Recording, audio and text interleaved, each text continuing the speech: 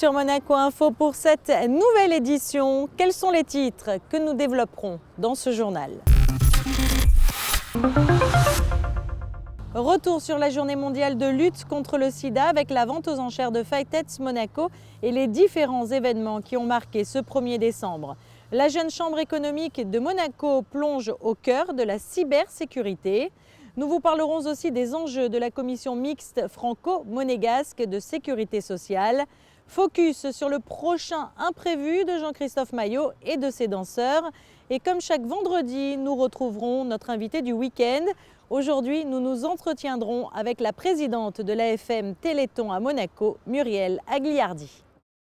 Le 1er décembre est traditionnellement la journée mondiale de lutte contre le sida, à l'occasion pour Fightheads Monaco d'organiser sa grande vente aux enchères. Les fonds récoltés permettent de financer les projets, les actions développées par l'association que préside la princesse Stéphanie. Le reportage de Patricia Navarro et de Sylvain Péroumal. Depuis 12 ans maintenant, Fightheads Monaco lutte sans relâche contre le VIH-Sida. À l'heure où la vigilance semble parfois baisser, le danger serait d'oublier cette menace. Pour l'association, présidée par la princesse Stéphanie, le combat continue plus que jamais, même s'il est vrai que les chiffres sont pleins d'espoir. Les chiffres sont encourageants au niveau mondial, mais les chiffres sont décevants au niveau national, c'est-à-dire au niveau français. Effectivement, l'épidémie n'a jamais été aussi importante. On n'a jamais compté autant de contamination VIH, en particulier dans certaines populations à risque, notamment la population des HSH, c'est-à-dire des homosexuels en grande partie. Et c'est là où il faut porter nos efforts de prévention, nos efforts de dépistage afin de traiter le plus grand nombre.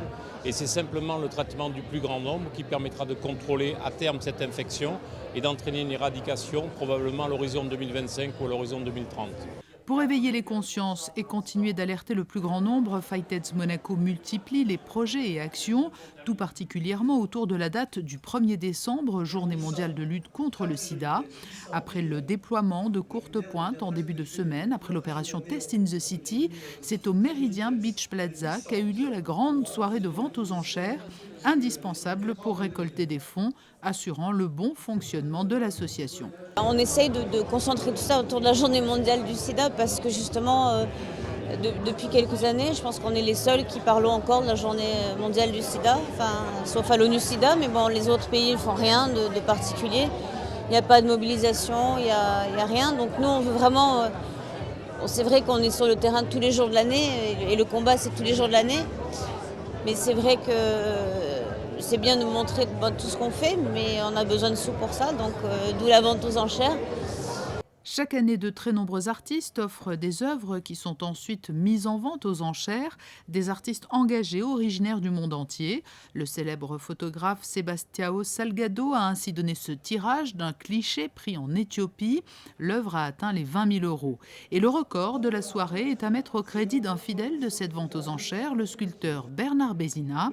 Son bronze blanc s'est envolé à 50 000 €. Pour moi, je pense que ça devrait être une obligation pour les artistes.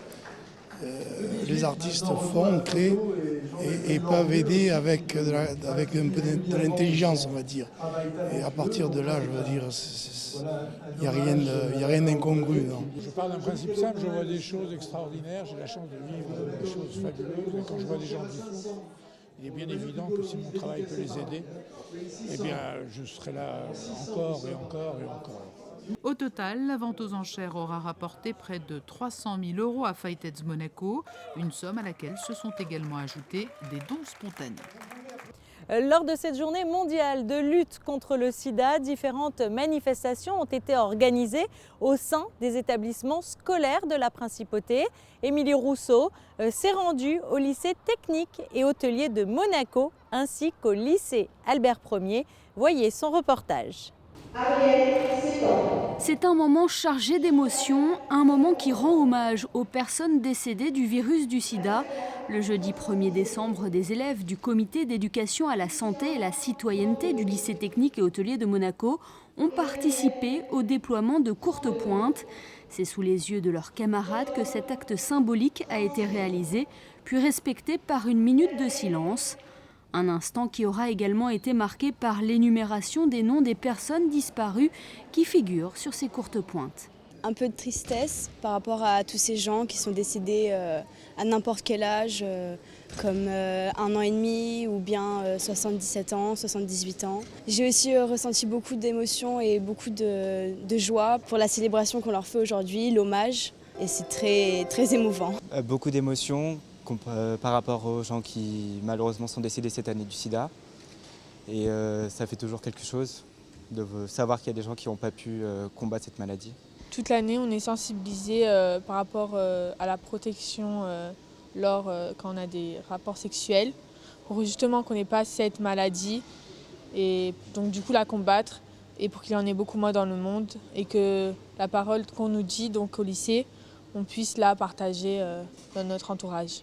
Autre action dans le cadre de cette journée mondiale de lutte contre le VIH-Sida, des tables rondes au lycée Albert Ier. Elles sont animées par des professionnels de la santé et destinées aux élèves de seconde. L'objectif étant de faire le point sur les connaissances des lycéens et d'échanger sans tabou sur la sexualité. Quand on leur parle du VIH-Sida, c'est un peu désagréable cette sensation que nous avons parce que manifestement, ils ne sont pas au courant et ils pensent que c'est fini, quoi.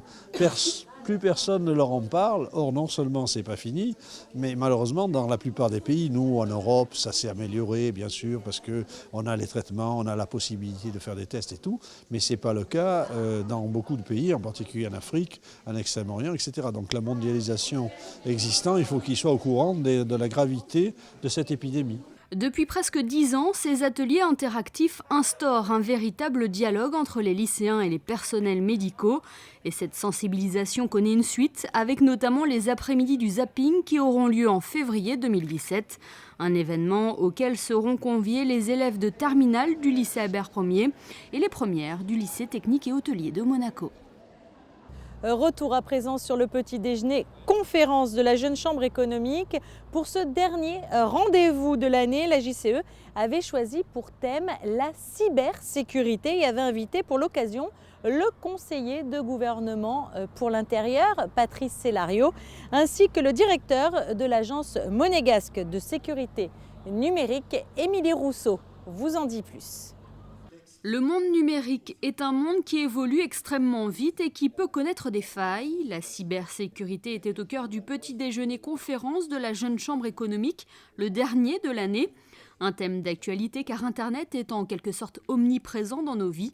La principauté a pris conscience de ce phénomène et de ses risques depuis plusieurs années déjà, en développant un ensemble de textes pour sécuriser la toile et nos données. Il faut rappeler d'abord la loi qui protège les traitements, les informations à caractère nominatif, donc qui est déjà ancienne puisqu'elle a été prise en 1993, elle a été adaptée bien évidemment, évoluée au fil du temps. Donc ça c'est le premier texte.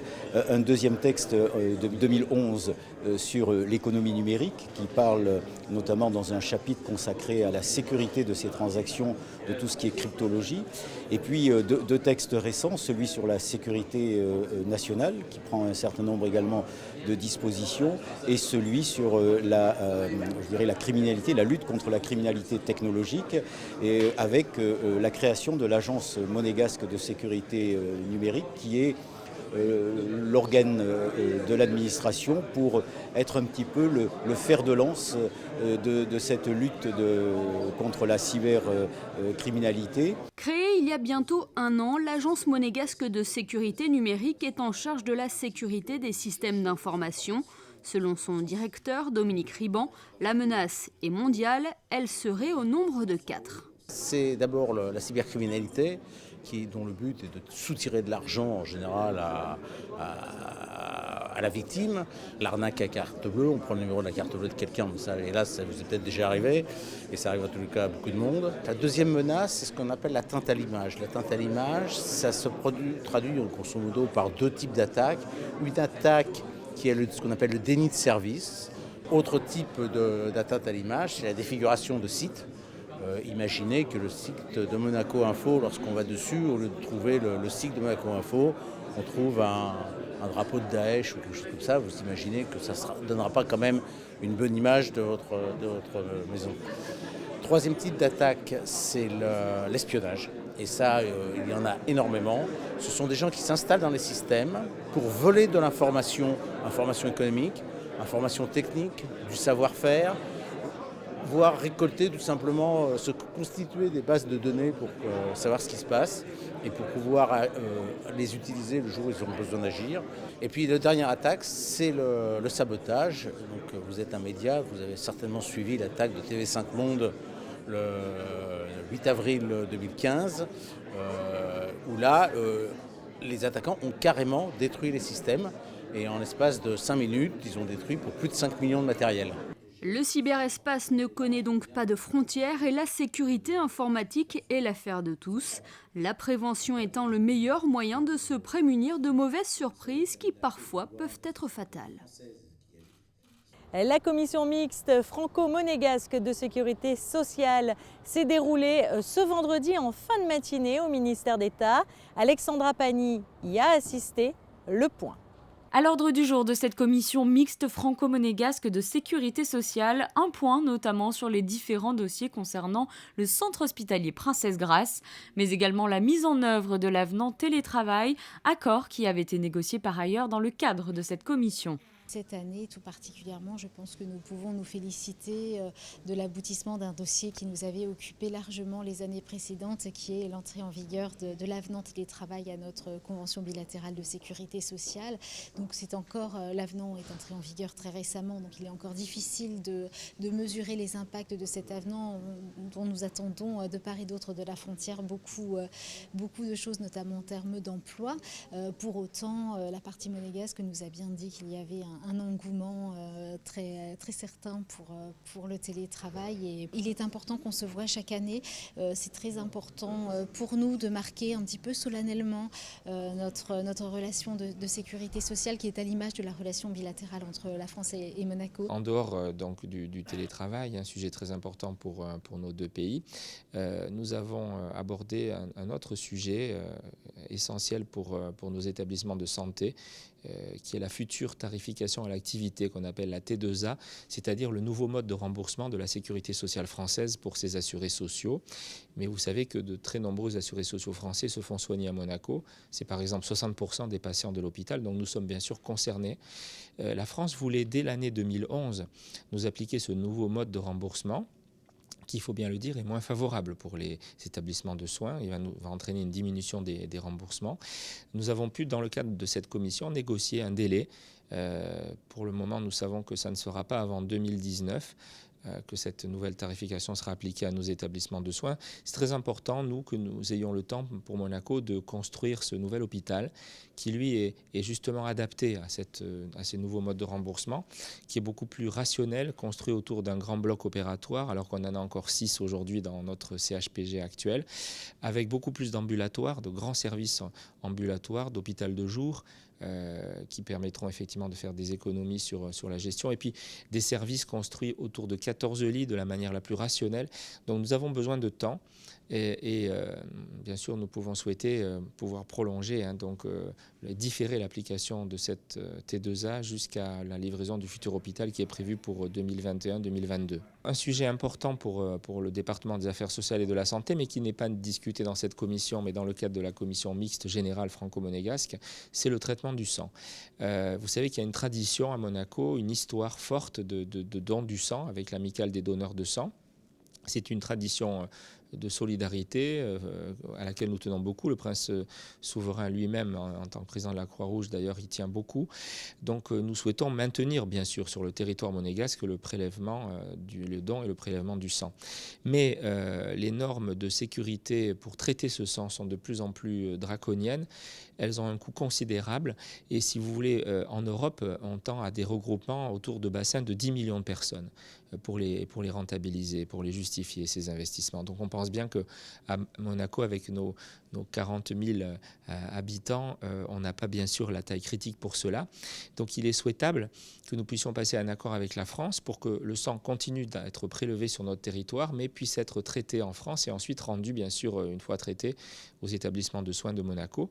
Donc c'est un point très important aussi sur lequel nous sommes en négociation avancée avec la France et nous pouvons espérer effectivement dans les prochains mois aboutir à un accord.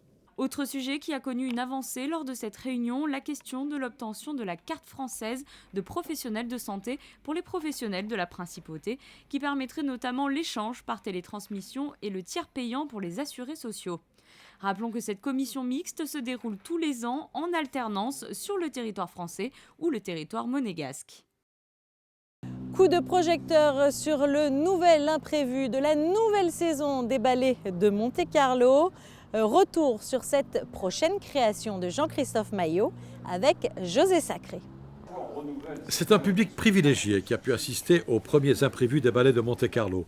Les possesseurs de la carte ballet de Monte-Carlo, les membres de l'association des amis des ballets et des invités de la banque CFM Indo-Suez, le partenaire officiel de la compagnie. On investit dans la danse parce que on est une institution, CFM Indo-Suez est une institution qui est en principauté depuis 1922 et qu'à ce titre-là, on a toujours soutenu toutes les institutions culturelles de la principauté parce que ça fait partie, c'est presque un devoir et ça fait partie en fait du rôle qu'on doit avoir.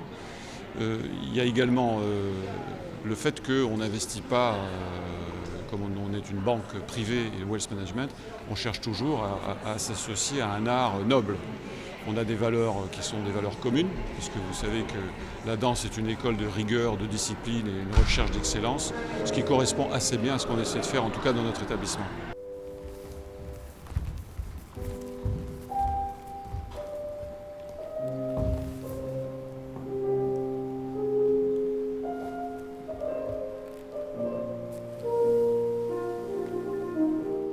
Pour faire partie de l'association, il y a 3 catégories de membres. Il y a les membres ordinaires qui seront tous ici aujourd'hui aux imprévus, donc ils sont invités aux imprévus avec le cocktail annuel après le spectacle où nous avons la possibilité d'échanger avec les danseurs et parler du spectacle, parler des ballets. Et nous avons les membres bienfaiteurs. C'est des gens qui nous sont très chers parce que c'est grâce à leur soutien que nous pouvons remplir notre but qui est de soutenir les institutions de danse à Monaco, c'est-à-dire la compagnie, l'Académie Princesse Grace et Monaco Dance Forum. Et parmi les membres bienfaiteurs, nous avons aussi 2 catégories. Nous avons les membres bienfaiteurs et nous avons le cercle Diaghilev, qui est le cercle privilégié avec les donataires qui nous donnent 10 000 € plus par année.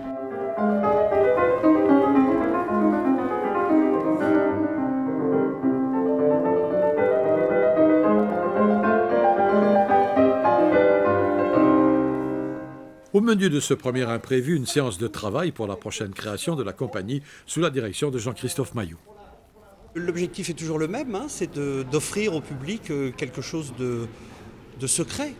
C'est-à-dire là, en l'occurrence, des informations sur cette nouvelle création qui aura lieu le 16 décembre à la salle Garnier. Et d'expliquer un peu en détail le processus, de faire profiter les spectateurs de cette question qu'on me pose souvent, finalement, d'où vient l'inspiration ou comment vous faites un ballet. Et là, en l'occurrence, sur cette création-là, il y a eu un phénomène assez intéressant par rapport à la musique que je vais pouvoir leur expliquer, leur montrer. Et je pense que ça va être intéressant de voir comment eux perçoivent cette démarche et de leur permettre aussi peut-être de comprendre que parfois les choix qu'on fait sont toujours très personnels, bien sûr, mais d'avoir pour moi un ressenti sur la manière dont ils perçoivent la différence entre cette pièce chorégraphique qu'ils ont peut-être déjà vue sous une autre musique et que je vais présenter là avec une musique de Bach à la place d'une musique de Steve Reich. Et je crois que c'est surtout ça qui est important, c'est de dévoiler en partie le mystère, pas tout, parce que tout ne s'explique pas non plus d'ailleurs, mais voilà, de leur offrir cette intimité, je dirais, à la fois dans le travail de création et aussi dans le partage avec les danseurs.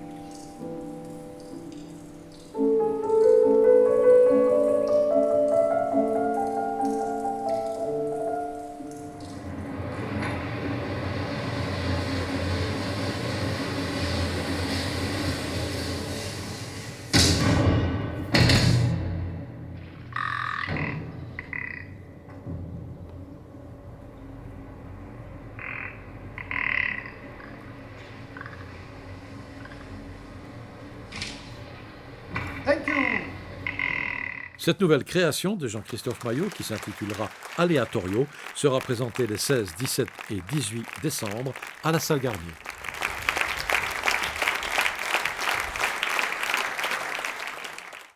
Un mot de culture à présent avec l'exposition du sculpteur Richard Mas et du photographe Gilles Zetbaz.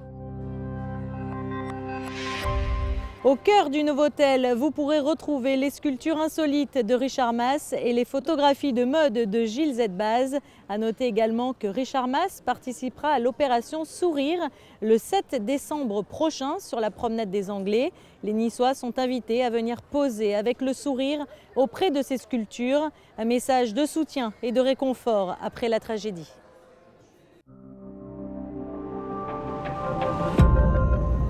Il est à présent temps de retrouver notre invitée du week-end. Nous retrouvons aujourd'hui Muriel Agliardi, la présidente de l'AFM Téléthon à Monaco. Muriel, bonjour. Bonjour. Alors nous sommes au cœur de ce village du Téléthon. Présentez-nous cette édition 2016. Alors cette édition est particulièrement importante puisqu'il s'agit de la 30e édition du Téléthon. Et tout d'abord, je voudrais vous dire que nous souhaitons la dédier à Paul Pétavino, qui nous a quittés le mois dernier, mais qui est présent aujourd'hui avec nous, avec ce magnifique soleil qui nous illumine. Et puis alors, ça fait de longs mois que vous préparez ce Téléthon. Les bénévoles sont essentiels? Alors les bénévoles sont essentiels, bien sûr. Nous avons près de 500 bénévoles qui, dans différents lieux, préparent chacun leur activité. Et nous-mêmes, l'association d'organisation du Téléthon, nous travaillons toute l'année pour préparer ce magnifique projet, ce village que nous traversons, qui se monte en 2 jours et où vous allez retrouver toutes les activités que nous allons vous décrire tout à l'heure. Alors justement, beaucoup de monde qui se mobilise chaque année pour le Téléthon. Qu'est-ce que nous pouvons retrouver dans ce village? Alors beaucoup de choses et beaucoup de grandes nouveautés cette année. Donc tout d'abord, en amont, vous avez le village avec les tours en Ferrari, Tesla, Harley Davidson et la grande échelle des pompiers. Nous vous annonçons que demain, il y aura une grande parade Harley Davidson, Ferrari à midi. Nous vous invitons tous à être près du port et à venir découvrir le village. Les scouts cette année sont venus nous rejoindre. Nous avons la Goutte d'eau qui chaque année nous réalise un magnifique marché de Noël, et eux travaillent toute l'année pour créer ce marché de Noël, ce qui est absolument fabuleux. Nous avons aussi la Fédération monégasque de tir qui organise du tir au laser, les parents d'élèves qui eux vont cette année organiser une braderie avec des objets, des jouets pour les enfants, et puis nos petits fétiches, nos petits oursons qui sont les mascottes du Téléthon Monaco cette année, les petits oursons Lila et Lorenzo. Beaucoup de choses, comme chaque année. Également pour faire des petits cadeaux pour Noël ou pour mettre sous le sapin. Sous le sapin, beaucoup de choses que vous découvrirez au village. Il y a ce soir un loto à l'école des Révoirs. Il y a un... Ça c'est donc vendredi soir, le loto. Vendredi soir, loto école des Révoirs. Nous avons vendredi soir pour la première fois un fil rouge qui débute à 20h. Fil rouge volleyball. Et les gens vont jouer pendant 24 heures et il s'en suivra une démonstration demain soir à 20h30 de volleyball assis. Tout ça au stade des Moneghetti. Alors, on sent toute votre mobilisation et je ne peux pas m'empêcher de vous poser la question qui est plus personnelle, celle-ci. Qu'est-ce qui vous a poussé à rentrer dans cette aventure? Alors, je dirais c'est des élèves comme vous, parce que Christina était une de mes élèves, qui m'ont fait rentrer dans cette aventure parce que j'étais prof de biologie. Et dans les programmes de 3e, nous parlions toujours des gènes et les enfants étaient extrêmement intéressés par cette découverte. À l'époque, on découvrait l'ADN, on redécouvrait les gènes, etc. Et on a découvert ensemble l'aventure du Téléthon. Rapidement, je me suis impliquée dans le Téléthon en vendant les premiers nounours il y a à peu près une vingtaine d'années de ça dans les écoles. Et les élèves les revendaient. Ensuite, je suis devenue chef d'établissement. Et après m'être occupée pendant des années de l'éducation des enfants, et ayant maintenant un petit peu plus de temps, je me suis dit que j'allais m'occuper des enfants malades au travers de création de villages de ce style. Et reliant mon pôle de biologiste, justement pouvoir trouver de l'argent pour que la recherche avance, pour que toutes ces découvertes qui ont été faites depuis quelques années puissent aboutir, puisqu'on en est maintenant pratiquement au stade de thérapie. Et c'est là qu'il faut continuer, surtout ne pas nous abandonner. Alors nous parlions des gènes justement et de la recherche. Lorsque l'on parle de Téléthon, souvent les gens pensent que c'est uniquement la recherche pour les maladies génétiques, mais il y a également les maladies rares. Alors, si vous voulez, au départ, le Téléthon qui a été créé en 1987, le but était de trouver de l'argent uniquement pour la myopathie du chêne. Puis, la découverte ensuite du génome humain grâce à l'argent du Téléthon a permis de s'intéresser à des maladies génétiques. Puis, la découverte avançant, on s'est rendu compte qu'il y avait des maladies rares qui étaient aussi génétiques. Donc on a élargi et actuellement, les thérapies nouvelles qui sont appliquées, qui sont des thérapies géniques ou des nouvelles thérapies innovantes, vont permettre de traiter bien sûr au départ ces maladies, mais il y aura des applications sur d'autres maladies, c'est-à-dire des maladies plus fréquentes. On pense par exemple que la recherche sur les myopathies permettrait peut-être d'aider ensuite à résoudre des problèmes sur les infarctus, que des recherches pour certaines maladies génétiques de l'œil permettraient ensuite de résoudre des problèmes pour la MDLA. Donc à la fois la recherche qui était infiniment limitée sur quelques maladies s'élargit vers des maladies rares, voire maintenant communes. D'où l'intérêt, et ensuite on en est mis au point des médicaments, donc c'est vraiment le moment de ne pas nous lâcher, de ne pas nous abandonner, parce que sinon tous les travaux qui auraient été faits depuis 30 ans ne serviraient vraiment plus à rien. D'où l'importance de faire des dons. Un espoir donc pour la recherche. Donc il est très important de faire des dons. Et puis évidemment, cette année, nous avons tous une pensée émue pour le petit Paul Pétavino qui a rejoint les Anges le 12 novembre dernier et qui s'est battu vaillamment contre la maladie. Merci beaucoup Muriel Aguilardi. Merci Christina. Il est à présent temps de nous quitter avec les prévisions météorologiques. Ce week-end, le beau temps ne sera pas de la partie. Beaucoup de nuages samedi cachant partiellement le soleil. Cependant, aucune dégradation n'est à prévoir. Le vent soufflera plus ou moins fort, rafraîchissant nettement le climat. Comptez seulement 14 petits degrés pour les maximales. Dimanche, le soleil sera hésitant, toujours caché par les cumulus, ce qui aura pour conséquence de freiner la hausse des températures. Le début de la semaine sera mitigé avec le retour des éclaircies lundi, mais le ciel sera toujours couvert. Quant à mardi, la journée sera plus ensoleillée, tout comme les jours suivants où le beau temps prédominera.